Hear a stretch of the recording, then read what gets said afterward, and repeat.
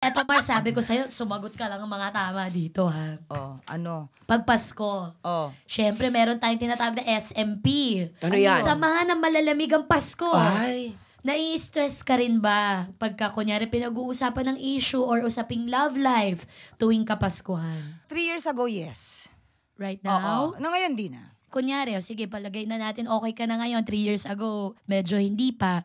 Halimbawa ngayong December 24, bisperas ng Kapaskuhan, Ano? may mag-doorbell. Pak. Ay, tinanggal ko yung doorbell.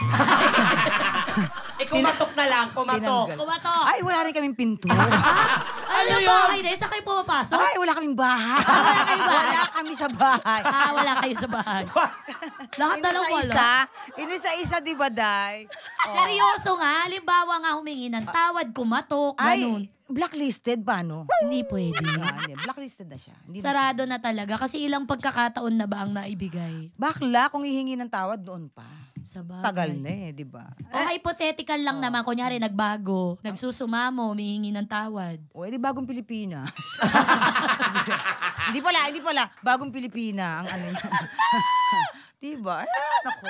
Sa bagay, gets ko naman.